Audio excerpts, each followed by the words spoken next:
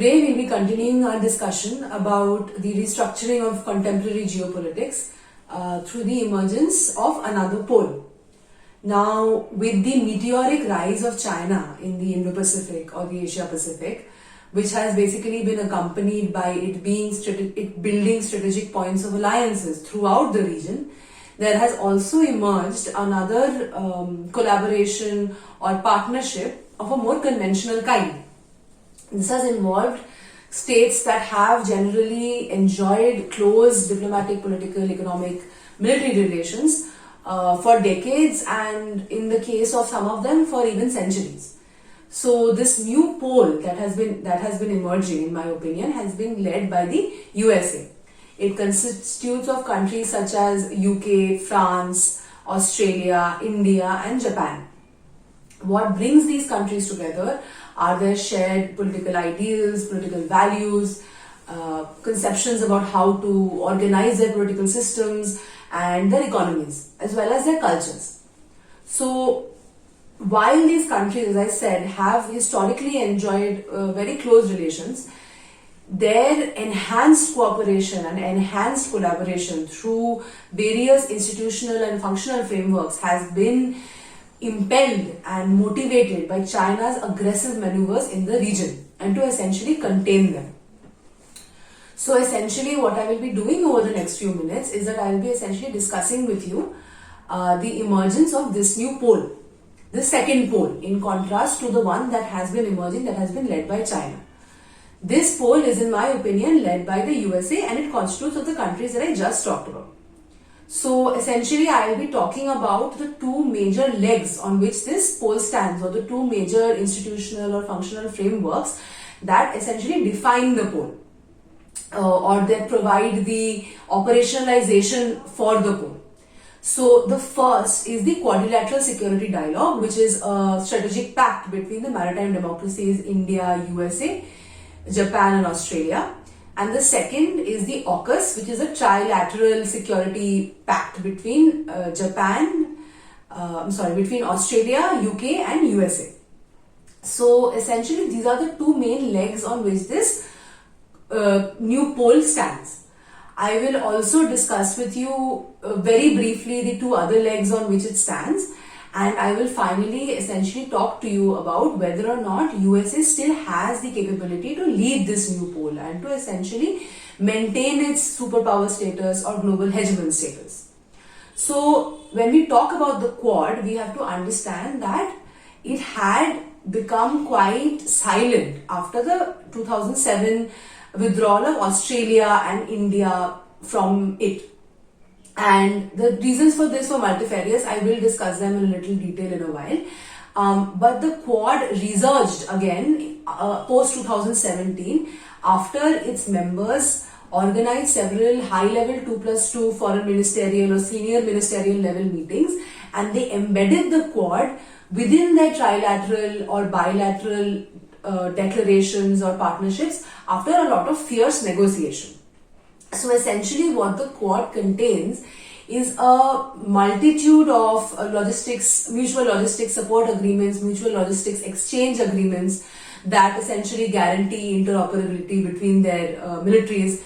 They also contain agreements for the sharing of geospatial coordination information, sensitive military information, as well as agreements that would allow the exchange of supplies and services during joint operations, whether they be humanitarian operations or port visits or UN operations as well. And essentially what drives the members of the Quad, what is their essential motivating factor, is to protect the rules-based international order, or the RBO, in the Indo-Pacific. Now, the rules-based international order is the prevailing international norm of institutional governing mechanisms to maintain the stability of the international order all around the world, and in this specific case, in the Indo-Pacific. It is based on more or less conceded upon ideas of national sovereignty, territorial integrity, and the protection of human rights. The problem that the members of the Quad have basically faced against China is that China is trying to replace the RBO with an alternating and contrasting order of its own kind that combines its nationalistic and aggressive authoritarian bureaucracy. So on the one hand, therefore, we have the democracies that have essentially gained and that perpetuate the RBO, and on the other hand, we have the contrasting Chinese model of political organization and political hierarchy.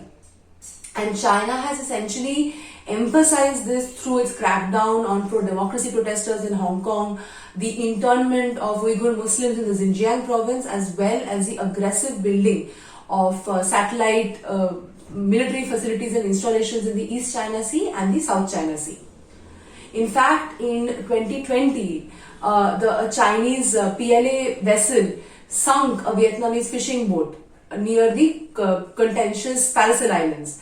Indeed, they also almost sunk a Malaysian oil exploration vehicle near the coast of Borneo, which then led to the deployment of Australian and American warships in the region. In the same year, they also attacked the Galwan province in India, leading to a confrontation after 75 years of peace on that border. So the problem, therefore, that these Quad members have therefore encountered with China is that China is very keen to replace the existing international norms with norms of its own.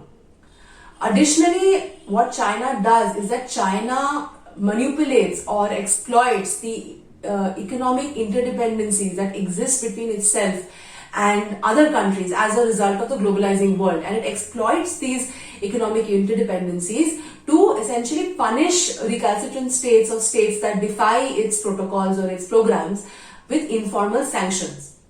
So the story of why Australia first withdrew from the Quad, informally withdrew from the Quad and then returned to it, is a story of this, of China essentially misusing economic interdependencies through imposing informal sanctions. So in 2007, after Kevin Rudd was elected Prime Minister, the Australian administration announced their decision to withdraw from the Quad without informing any of the other Quad partners. For most scholars then, the main reason behind this was the fact that China was the second largest importer of Australian exports of coal and iron ore. So obviously there was a huge degree of economic interdependence that Australia could not afford to eschew. This economic interdependency, which has now evolved to China being the primary exporter or import destination for all Australian exports, this over-dependency in economic terms is the very reason now that Australia is pursuing closer relationships with the Quad. What China has essentially done in this scenario is that they have punished various actions of the Australian government that the Australian government is completely legitimized to do as part of its own foreign policy. So the Chinese administration has punished these actions when they have been against China through imposing informal sanctions on Australia.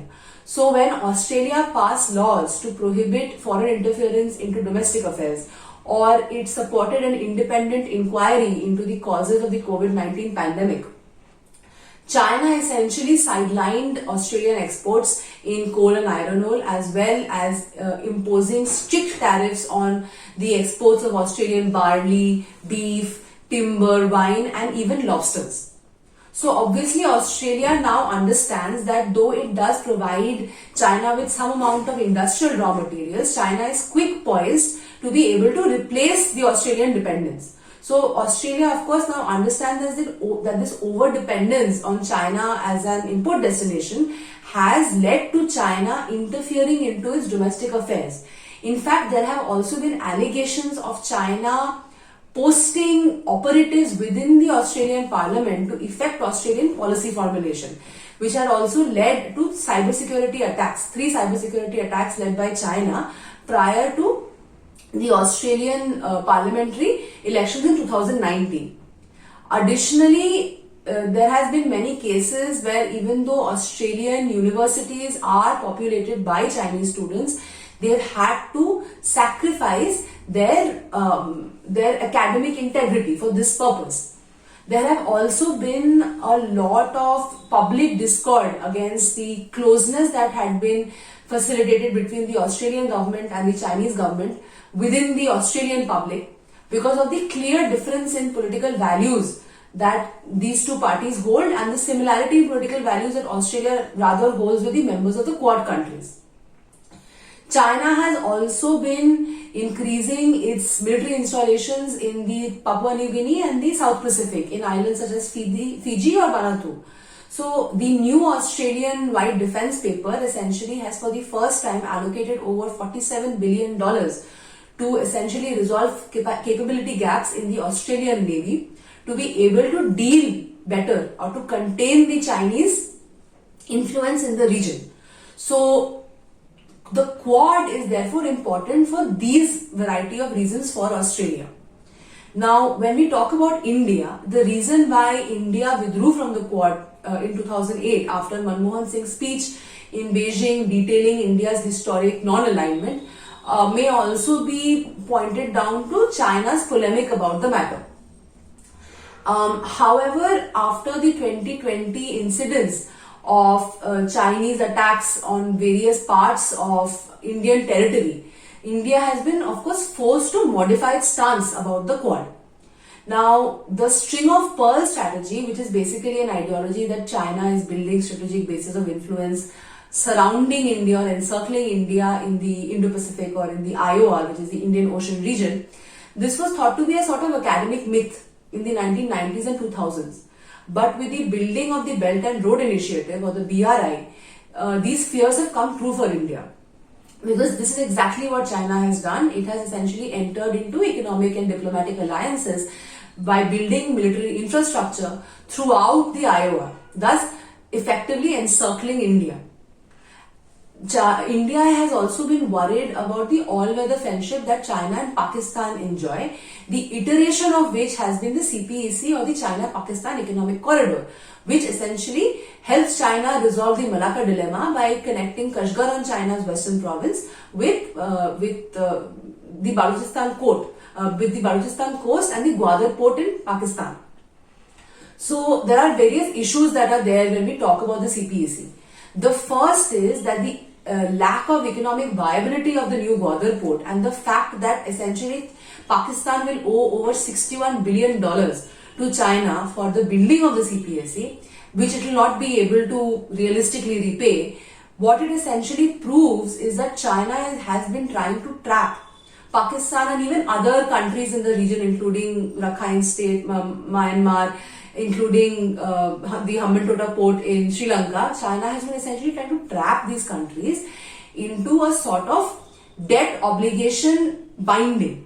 So as these countries will not be able to repay these debts, what China will therefore do is that it will be able to gain a lot of infrastructural and even diplomatic and political control over these countries. So because China knows that Pakistan will not be able to repay the debt that it has incurred due to the building of the CPEC, it is clear that the reason that China has built the CPEC is to essentially enhance its presence in the region, is to enhance its submarine presence in the IOR, and is to essentially better Pakistan's anti-access and area denial capabilities in case of a sudden war with either Pakistan or with China. China has also vetoed, as a permanent member of the Security Council, several resolutions that have been passed condemning either the Jaish-e-Mohammed or their Pulwama attacks. In fact, the Indian government is also cautious of China providing technical, logistical and training support to insurgent outfits based out of the northeast, like the National Socialist Council of Nagaland or the United Liberation Front of Assam. Additionally, a huge issue with the CPEC is that it passes through territories, through Pakistan-occupied Kashmir, which is an area which is integral to India, which India considers as part of its territory. So essentially what China has now begun to do through the CPEC is to essentially build bases within Indian territory to be able to quickly mobilize its forces in case of any conflict with India. So obviously because of these various reasons, India's recent maritime doctrine has emphasized on the need to contain China, to protect trade and security rules, to protect sea lines of communication and freedom of navigation through the imposition of the RBO through the UNCLOS or the UN Convention on the Law of Sea, which is the basic law that governs any sort of maritime disputes or maritime politics.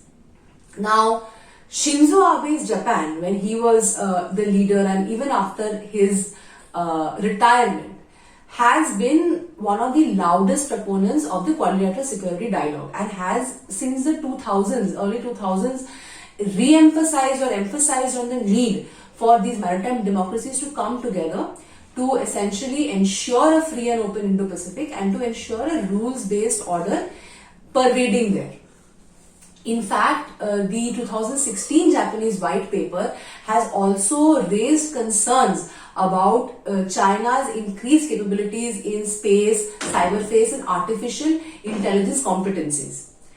Japan has also amended its official development assistance policies to be able to offer an economic alternative to China's BRI. But Japan's main issue against China is the fact that China has occupied through various military means the Japanese Senkaku and Diaoyu Islands, Japanese administered Senkaku and Diaoyu Islands in the South China Sea. So essentially what China did is that it first declared these islands as part of its territory. Then it posted a surveillance and submarine presence around the islands. Then it essentially integrated both naval and air force facilities to apply anti-access and area denial capabilities against Japan. So not only are these islands or were these islands very important to Japan in terms of trade routes and sea lines of communication, they were also clear affronts to Japanese sovereignty.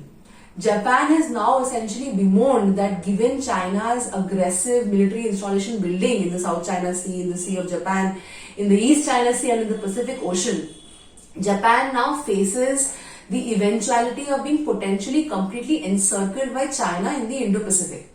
And Japan has not found the USA to be a dependable support or a dependable hedger in this case. So what the Quad serves for Japan is that it serves to anchor US presence in the Indo-Pacific. The second problem that Japan faces, given the evolving strategic calculations that have happened or the contentions that have occurred in its geostrategic environment, is that it has an Article 9 in its constitution that arose as the security pact between USA and Japan in the 1960s. What Article 9 essentially does is that it prescribes or prohibits the waging of war or the formation of a military army by Japan. As part of this agreement, the USA would essentially have to protect Japan in the case of any unrest or any dispute, and reciprocally the USA would enjoy the right to use Japanese territories for its own means. Now, because Japan has not been able to essentially form an army or essentially grow a proper armed force, it has also been stopped from being able to fully participate in the partnerships or the strategic relationships that the USA has has been fomenting or has been growing in the Indo-Pacific. So essentially what this has done is that it has stopped Japan from being an equal partner in all this. So this has obviously earned it some of the ire of the ex-Trump administration. So essentially what the Quad does for Japan is that it allows Japan the ability to maintain deterrence and to maintain a sort of force posture in the Asia-Pacific or the Indo-Pacific while circumventing the regulations or the restrictions that had been imposed by Article 9, because the Quad is just a strategic grouping. It doesn't have any hard military focus, formally speaking. The final partner, that is the USA, had for a long time resisted any sort of international opinions that it is trying to contain China. But in 2011, after its pivot to Asia, bringing it closer to countries like Japan, Australia, Indonesia, Thailand, South Korea, essentially what the USA realized is that it needs to have an evolution in its national defense and national security calculus. And the reason for this is that what China has been doing is that China has been, through revisionist policies and grey tactics or grey warfare tactics, essentially what it has been trying to do is that it has been trying to replace the US-led RBU in the region. Now essentially this region is extremely important to the United States of America because it has countries with the largest populations, with extremely bustling markets and very powerful militaries and nuclear potential. So as China seeks to threaten US hegemony in this area, the US also feels that its hold over global hegemon status is also crumbling. So essentially, when China does threaten the US-led RBO, which was an international order that was designed by the United States after the Second World War to essentially maintain international stability but also basically protect US hegemony, the US has realized that there are also economic disadvantages to China occupying such a status and influence in the Indo-Pacific. So the Quad essentially serves to, number one, harmonize the interests of a lot of countries who also believe that China must be contained in the region. It also provides a sort of force multiplier to enhance the deterrence that the USA is emphasizing in the Indo-Pacific through the already existing US Indo-Pacific Command. So essentially what the US has now done with Quad 2.0 is that it has led its evolution from a purely strategic dialogue to a diplomatic one that has also involved other groupings like the ASEAN. So essentially what the US is looking to the Quad as is that as a legitimizer of its presence and its influence in the Indo-Pacific as a containment of China. Now the Quad does face a variety of problems. Its main issue is that though its members agree that China needs to be contained in the region, that Chinese influence needs to be contained in the region, they do disagree on how to go about doing so. So while the USA generally emphasizes upon strict Cold War mentality containment through loud disapproval and condemnation of Chinese policies, India, Australia, and Japan, that do enjoy very close economic interdependencies with China, believe that the US way is a little too extreme. So essentially where it falls, the onus that falls on the members of the Quad is essentially to be able to offer an alternative to the economic diplomacy of the BRI. The strength of the Quad, however, lies in its semi-formality. Because it is not a hard security pact and because it includes countries like India that have been historically non-aligned, essentially what it has done is that it has protected the members of the Quad from Chinese condemnations or from opinions of the international community that it is a hard security pact that may destabilize the regional balance of power within the Indo-Pacific. Now, essentially this is the first leg upon which this new pole is based. The second leg upon which this new pole is based is the AUKUS. Now, the differing perceptions of the members of the Quad led to the formulation of the AUKUS, which is essentially a trilateral security pact between UK, USA and Australia, where the UK and the USA will help Australia in acquiring nuclear powered submarines or SSNs, and they would also coordinate over a wide multi-dimensional range of issues including quantum technology, artificial intelligence, space technology, cyber technology as well as undersea capabilities. So the AUKUS essentially has arisen therefore as a sort of more stable alternative to the Quad. Now, for the United States of America, this serves to not only expand its presence in the region, it also helps it maintain a regional balance of power in the Indo-Pacific. For the UK too, it allows it to essentially deepen engagement with its long-standing diplomatic partners in the region and to also expand its influence in the region. It also allows the UK to better its military interoperability through the exchange of sensitive military information about military research and development, industrial bases and supply chains. In fact, in 2021, the UK-owned HMS Queen Elizabeth carrier also carried out a lot of joint exercises with Australia and the USA in the Indo-Pacific. Now, for Australia, obviously the acquirement of these SSNs are of a lot of use, especially given China's increasing maneuvers in Taiwan. Because these SSNs can remain underwater or undersea longer than traditional AIP conventional submarines, Australia has also acquired the ability to be able to depend upon the exchange of military information with the USA and with UK. So altogether, essentially what AUKUS serves to do is that it serves to provide a footing with a military focus on which this new quad or this new pole, will be based in the Indo-Pacific. Now, there have been concerns as to whether or not the quad is augmented by the AUKUS or not.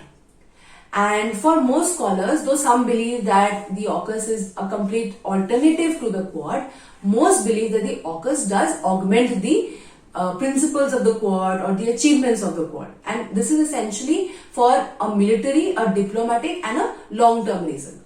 So diplomatically speaking, what the quad does, what the AUKUS does is that it provides a further legitimacy to the ideals that have been held by the members of the quad. So the members of the AUKUS also believe in a similar vision of a free and open Indo-Pacific through the containment of China that the members of the quad believe in. This has also led to the formation of a lot of unilateral partnerships and a lot of unilateral alliances and agreements that have essentially arisen around the quad and now around the AUKUS as well, that have included also Japan, Indonesia, South Korea and even Italy. So this is the diplomatic side of the matter. The second, militarily speaking, the problem or even the advantage of the quad essentially is that it is a strategic grouping. So it has more of an economic, diplomatic or political focus. The AUKUS is a more hard military grouping. So it also essentially allows these members in the Indo-Pacific to be able to essentially harness its forces and military capabilities across a wide range of contingencies that may arise due to the aggressive China in the region. Now, on a long-term basis, essentially what the quad does is that because what the AUKUS does is that because it is based on a sort of consensus over the values and international norms that are held by its members, eventually it would lead to a more widespread international consensus about these same values and norms as they oppose China in the region. Additionally, for the United States of America, because one of the dangers it faces is that it has been sort of effectively encircled by China as a Pacific power, it may also use both the quad as well as members of the AUKUS to sort of form a protective ring around it. So, of course, the AUKUS has also faced some problems, specifically from the EU and from France. So, after the AUKUS was announced, France reacted negatively because it also therefore led to the scuppering, the very abrupt scuppering of a $51 billion nuclear submarine deal that was existing between France and Australia. France also essentially recalled its ambassadors from USA and Australia after 245 years, and essentially it condemned this trust breach that the USA and other members of the AUKUS had done by alienating France from the region. This also led to the postponement of the EU-US Economic Summit. And already relationships or the transatlantic relationship between the European Union and the USA was suffering after the USA abruptly withdrew its troops from Afghanistan without the consensus of its allies.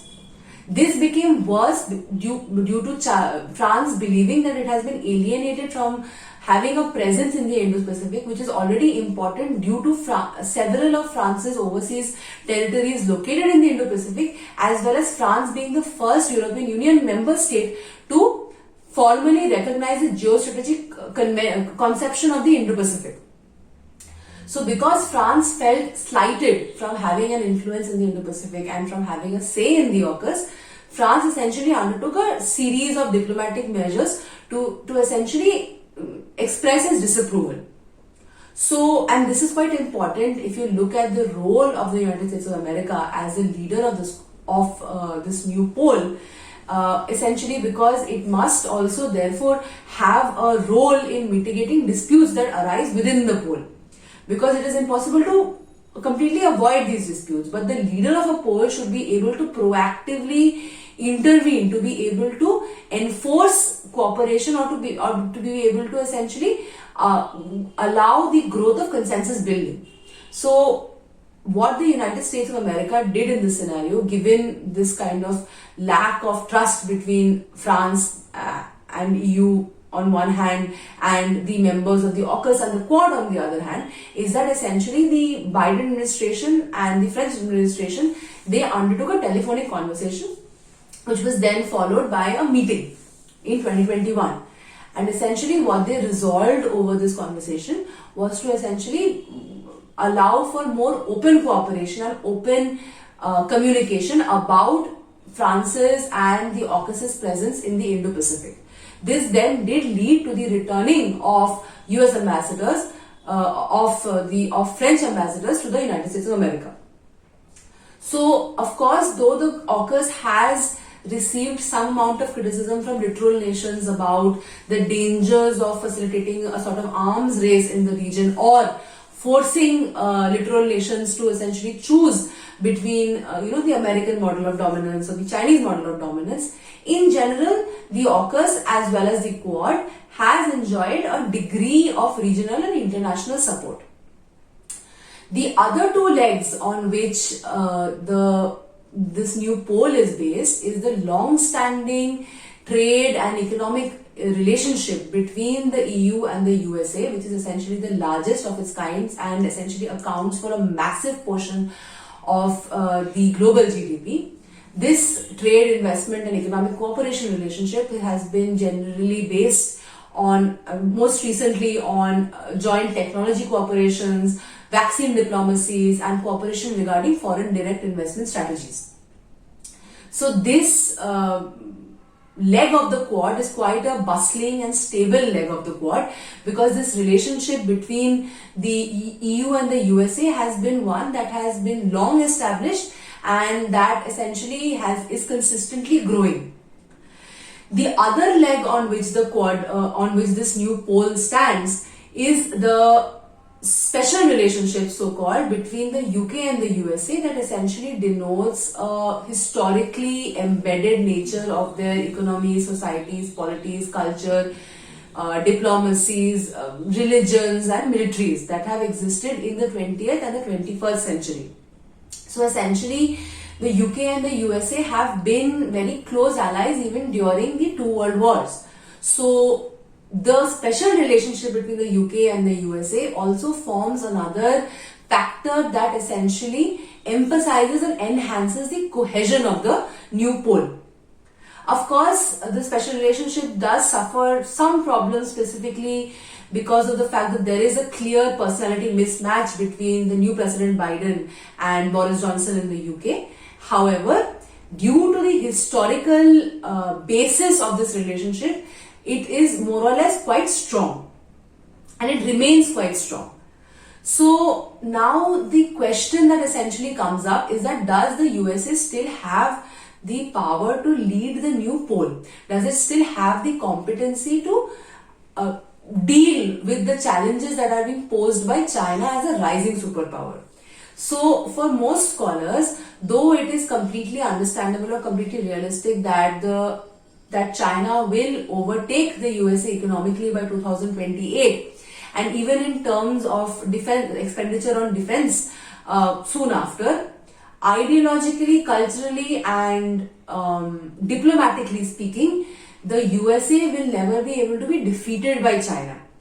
And that is because the USA is a democracy, whereas China essentially has a model of development, a fairly successful model of development that essentially combines authoritarian bureaucratism alongside gradualist reform strategies.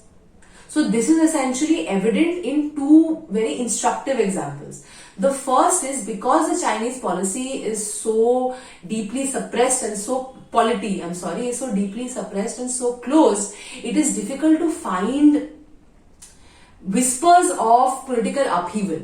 So this leads to a sort of illusion of stability within the Chinese model of authority or the Chinese political system.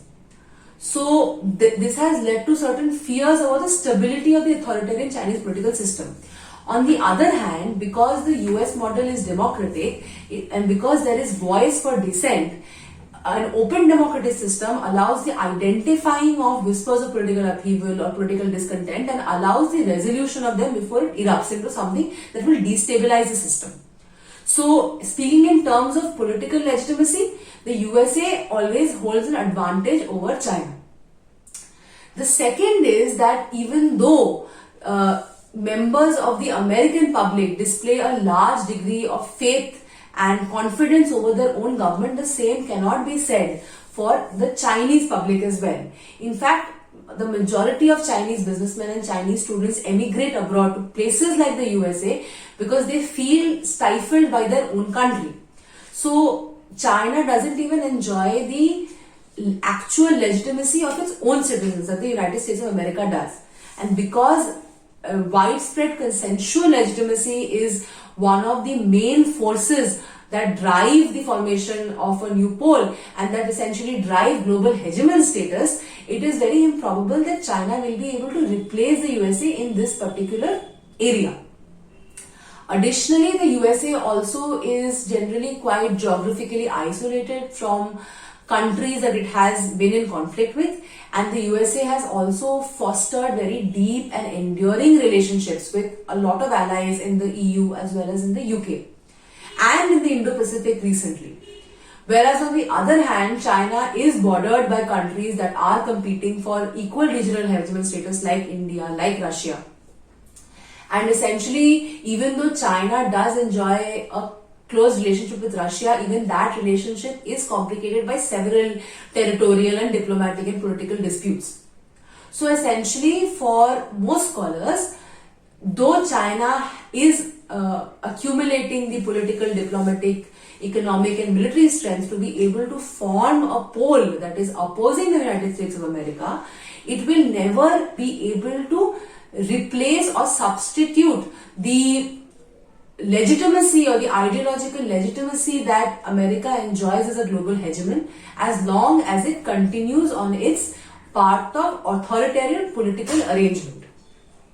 So essentially, the point of this talk was to prove that there has been alongside the emergence of the Chinese pole or the Chinese led pole, the emergence of another pole that has been led by the United States of America.